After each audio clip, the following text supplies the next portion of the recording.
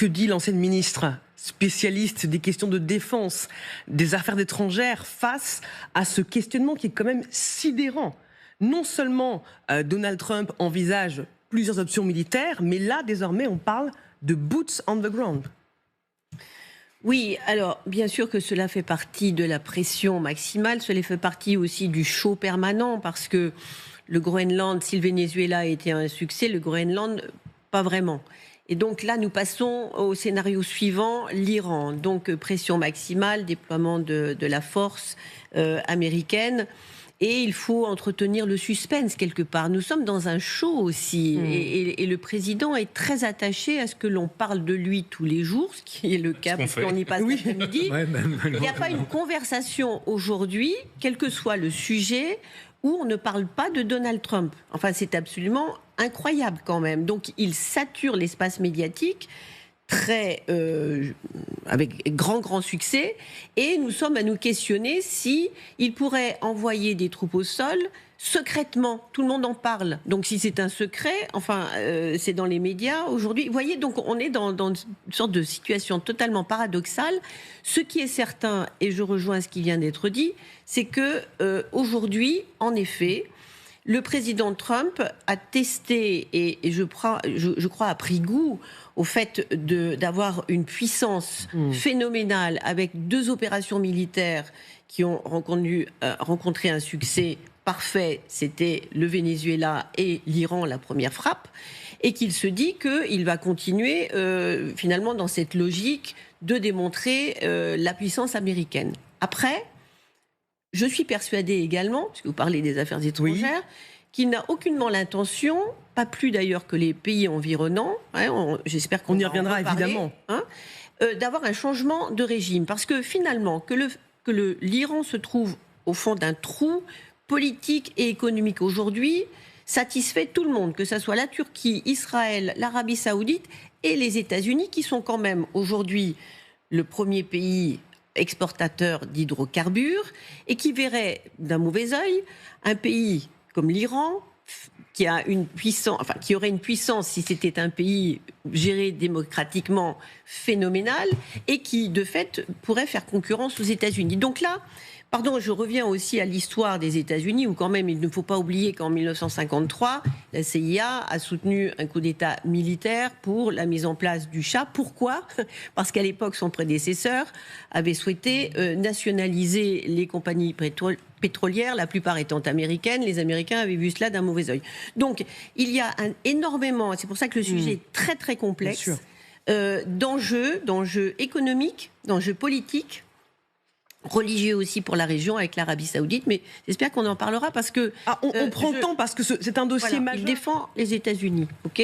Le Venezuela, c'était la lutte contre la drogue. Il parlait aussi aux Américains. Le Groenland, c'est la sécurité des États-Unis. Là, c'est le programme nucléaire qui met à mal la sécurité du monde.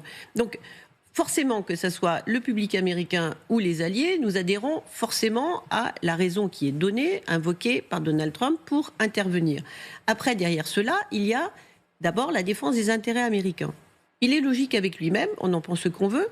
Je pense que les hydrocarbures ont quand même un rôle important à jouer dans cette histoire. Et puis, bien sûr, il y a Israël, protection d'Israël.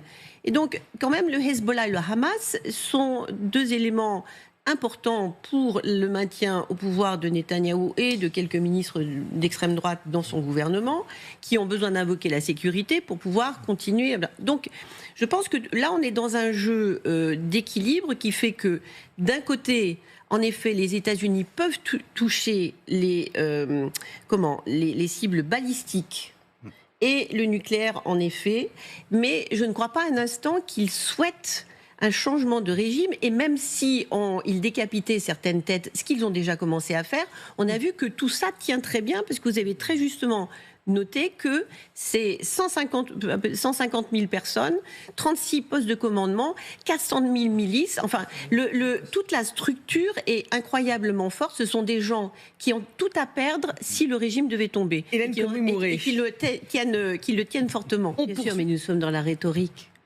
Et je crois que le gouvernement iranien n'a pas d'autre choix que de montrer à sa population que l'Iran est un grand pays, que l'Iran est prêt et que eux-mêmes sont en capacité de résister au grand Satan américain. Enfin, je veux dire, tout ça, c'est de la rhétorique. C'est quand même un régime qui vient de massacrer plus de 30 000 personnes dans sa population et qui a besoin d'avoir ce mouvement populaire qui, sur des relents de nationalisme, de patriotisme et ainsi de suite, continue à le soutenir.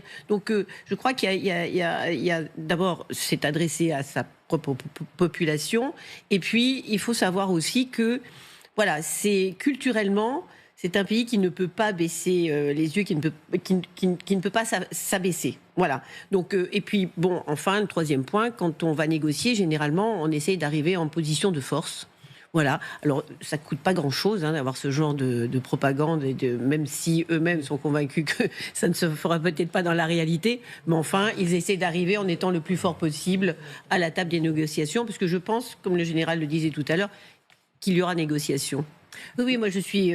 C'est dans la logique, en fait, ce que vient de dire le général, et dans la suite de ce que je proposais comme analyse.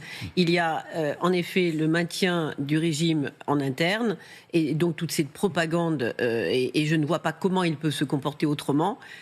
Réaliste ou pas, ce n'est pas le sujet, mais qui doit convaincre sa population et qui doit les laisser en place. Donc je crois qu'aujourd'hui, c'est la survie en effet du régime des mollahs qui est en jeu, avec des États-Unis. Les États-Unis, je me répète peut-être encore un peu une nouvelle fois, qui n'a pas vocation à changer le régime, mais qui va défendre les intérêts de ses amis, notamment Israël. Son analyse. Totalement, parce que nous avons eu une montée en puissance finalement de la contestation qui a débuté il y a quand même quelques temps, avec une montée aussi en puissance de la répression et du nombre de morts. Il y avait quelques dizaines, quelques centaines et maintenant quelques milliers, voire dizaines de milliers. Parce que là, nous avons une convergence finalement de différentes causes pour lesquelles les gens manifestaient. C'était la fraude électorale, c'était les raisons économiques de vie chère, et les femmes, c'était en 2022. Et donc là, je crois que le régime s'est dit, il y a quand même un problème, c'est que plus le temps passe, plus cette convergence finalement de la contestation risque de mettre à mal notre pouvoir. Et donc aujourd'hui, moi je suis convaincue, comme on l'a vu au Venezuela, le régime n'a pas changé. Et là encore, les Américains vont défendre ce qui est bien pour eux et ce qui est bien pour Israël, qui forcément demande. Donc vous avez tout à fait raison sur le plan ensuite militaire. On ne va pas frapper les mêmes points pour avoir le résultat que l'on attend, bien évidemment. Enfin, je crois dans toutes ces négociations, ou dans la politique de façon générale telle qu'il a conduit, on a parlé d'une politique diplomatie transactionnelle. En fait, parfois, c'est plutôt transactionnel qui va jusqu'à l'extorsion, mais enfin, bon. mais bien sûr. Et là, c'est vrai qu'il y a un équilibre mondial qui est en jeu. Je crois que les proxys dont nous parlions tout à l'heure dépendent totalement, financièrement, de l'Iran. Si l'Iran demain doit changer, les Houthis, le Hezbollah, le Hamas, tout cela ne sont plus financés. Donc ça serait en effet un nouvel ordre régional, mais un nouvel ordre mondial dont nous parlons. Oui, la liste évolue avec le temps, mais ça c'est prévisible chez un homme très imprévisible, justement. Moi, je voulais simplement rajouter un point. Je crois que ce qui se joue, c'est aussi beaucoup plus global. Je parlais de la région tout à l'heure, mais la Russie, comme la Chine, se sont positionnés dans ce que l'on appelle le Sud global. C'est-à-dire, il y a l'Occident et puis il y a le reste du monde, avec une Russie et une Chine qui a pris la main sur l'Afrique, sur l'Asie. Et là, ils ne peuvent pas avoir, chez un de leurs alliés principal qui les fournit financièrement, notamment grâce aux hydrocarbures, un régime qui s'effondre. Donc moi je pense que la Russie aujourd'hui est dans une position très délicate. C'est pour ça que ça coûtait pas grand-chose à Vladimir Poutine de dire Donald Trump m'appelle pour arrêter de bombarder les infrastructures énergétiques. Je dis oui, bien évidemment, mais sur le reste, sur le principal, je garde la main. Absolument, et il faut savoir que son électorat n'est pas l'électorat MAGA, est contre les interventions extérieures, parce que c'est un électorat qui a payé le prix du sang pour beaucoup de familles américaines dans les différentes interventions extérieures. Cette population-là qui a le souvenir d'avoir perdu un des siens et qui ne supporte plus aujourd'hui un interventionnisme américain où les Américains meurent. Donc, que ça soit une frappe chirurgicale, comme on a vu de l'Iran déjà auparavant, cela est acceptable, mais on voit aujourd'hui que cet électorat-là n'est pas prêt. Et même dans le Parti républicain, avec l'histoire du Groenland, il y a eu cette fracture quand, à un moment, Donald Trump a dit « mais nous allons faire une intervention armée, militaire ». Et là, il y a eu un vrai refus de cet engagement. Donc, je crois qu'il faut faire avec. Et le président Trump est très sensible à cela, d'autant qu'il a des midterms et il a un parti républicain aujourd'hui qu'il ne veut surtout pas fracturer avant ce scrutin. Et justement, oui, c'est le propre de toute autocratie, d'écraser la population. Là, en Iran, la seule différence, c'est que c'est un peuple incroyablement bien éduqué. Et souvent, l'éducation est aussi ciblée par ces autocraties qui souhaitent tenir la population à la fois dans l'ignorance, dans la pauvreté, pour mieux la contrôler. Et cela permet aussi, quand on en a les moyens, de pouvoir payer les manifestants pour qu'ils sortent en soutien, ou de donner à ceux qui soutiennent le régime des postes qui sont convenablement payés, eux, pour le coup, et qui permet à tout un système d'être mis en place de contrôle et finalement de maintien du régime en place, en écrasant toute opposition aussi. Et c'est pour cela que je pense qu'il y a un gros souci dans toute autocratie pour qu'il y ait un renouvellement. Et quand le régime tombe, on l'a vu avec les interventions occidentales, par exemple en Irak, en Libye et ainsi de suite, quand un autocrate tombe, en général, il y a le chaos qui suit parce qu'il n'y a pas de relève locale qui est prête, organisée, parce que celle-ci a été soit emprisonnée, soit éliminée physiquement, ou s'est exilée. Donc on a là, je crois, un exemple absolument frappant de ce qui se passe. Et puis, je pense que c'est parfaitement indécent, en effet. Ils ne donnent pas l'impression d'utiliser cet argent pour eux-mêmes dans ce que l'on voit, à ceci près que leur famille en bénéficie. Et en effet, je crois que les histoires qui vont sortir vont peut-être aussi accélérer la chute du régime quand la population prendra, pour ceux qui soutiennent encore le régime, prendra conscience de la façon dont l'argent dont ils ont été privés, dont le pays qui a été pillé à leur insu, est utilisé par les familles de ceux qui sont au pouvoir. Ou qui étaient au pouvoir. Vous parlez des Européens. J'ai envie de rebondir sur ce que disait Marc Semo à l'instant. Le fait de classer les gardiens de la Révolution, les mollahs, comme organisation terroriste, qu'est-ce que ça va changer? Est-ce qu'il y a un risque qu'ils perdent leur trésor de guerre amassé depuis des décennies? Il faudrait aller jusqu'au bout. Nous en discutions tout à l'heure. Moi, je suis frappée du fait que les Européens, la France en particulier, aient attendu aussi longtemps pour classer quand même ce régime dans cette liste. D'autres pays l'ont été beaucoup plus facilement et beaucoup plus rapidement. Bon, nous l'avons fait parce que nous avions des otages, parce que nous croyions aux négociations en pensant que nous avions un interlocuteur, et sur le nucléaire, la France était très engagée. Bon.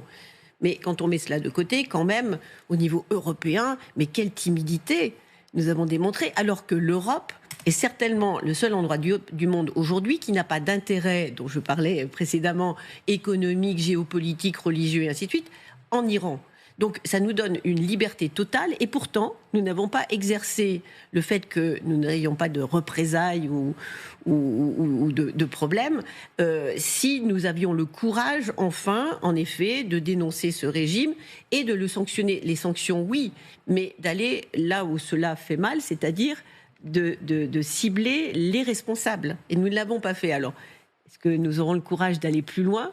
Deuxième étape, après cette reconnaissance, Conseil de sécurité, et d'aller jusqu'au bout. Mais je crois qu'il nous faudra du courage, et peut-être que cela pourrait aider l'Europe à sortir un petit peu de la touche sur laquelle nous nous trouvons aujourd'hui. Quand il y a des négociations, nous ne sommes même pas invités. Souvenez-vous, l'Ukraine, les États-Unis ont dit mais nous négocions avec la Russie. Les Ukrainiens n'étaient pas invités non plus, mais nous non plus. Donc on nous a placés sur la touche.